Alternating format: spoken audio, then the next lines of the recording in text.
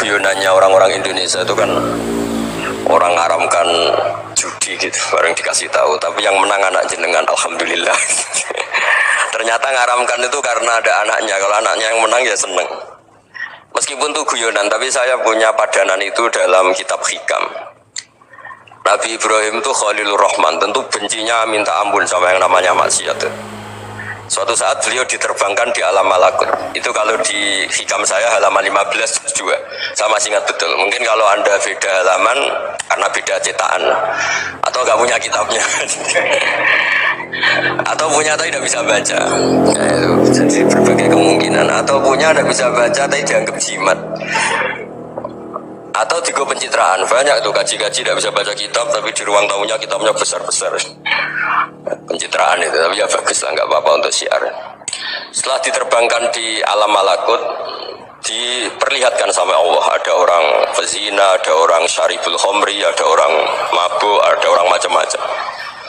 Allah tanya sama Nabi Ibrahim, bagaimana pendapat kamu Ibrahim tentang mereka yang maksiat? Kata Nabi Ibrahim, ya Allah, habisi saja mereka. Mereka hidup di bumi engkau, makan rezeki engkau, kemudian mereka tidak taat sama engkau. Singkat cerita, di fase itu, saya ulang lagi, di fase itu Allah nurutin sampai sekian peristiwa, mungkin 3 atau 4. Sudah setelah sekian tahun Nabi Ibrahim lupa peristiwa itu, kemudian beliau diminta menyembelih anaknya. Ini versi kitab Hikam. Memang versinya banyak tentang kenapa Nabi Ibrahim disuruh menyembelih anaknya. Ketika mau menyembelih anaknya, Nabi Ibrahim ragu. Huwa samratu fuadi, anak saya ini buah hati saya, kenapa engkau suruh menyembelih?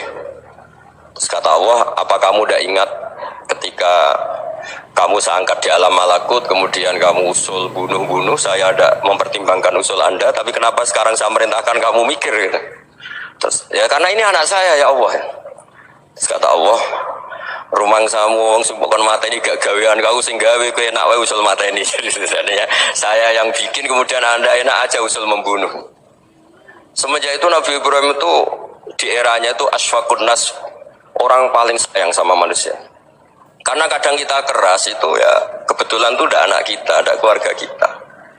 Cara orang Jawa itu kan gitu ya, kalau ada perempuan terus macam yang macam-macam pakai sepeda motor cowok terus wah itu luput suwo, semoga-moga gini, tapi setelah dikasih tahu niku ponakane jenengan, semoga-moga selamat. Jadi jangan-jangan kemarin Pak Ahlil Ma'asi itu kebetulan itu tidak keluarga kita. Kalau keluarga kita yang pernah salah pada kita, semangat kita mintakan maaf. Jangan-jangan kita didikte hukum sosial gitu.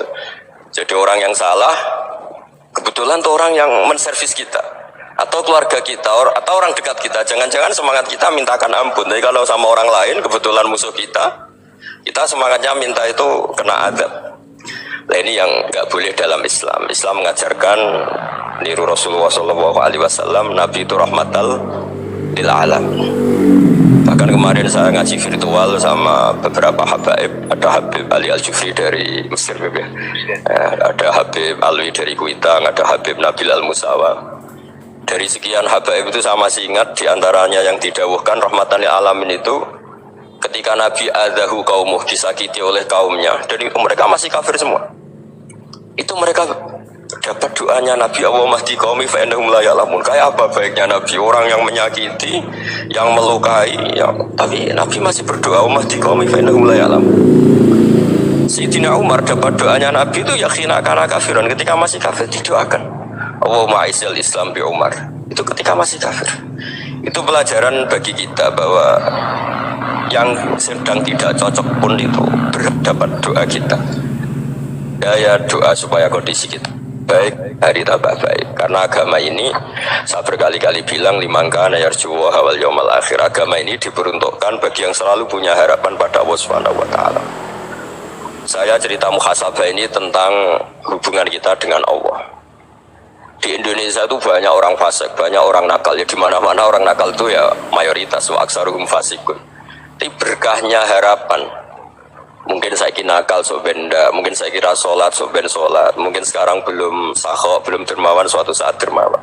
Barokahnya itu fasik ini dianggap sementara, sedang fasik, sedang tidak benar. Karena kiai-kiai kita, para guru-guru kita, para habaib utamanya itu mesti bilang semoga husnul khotimah.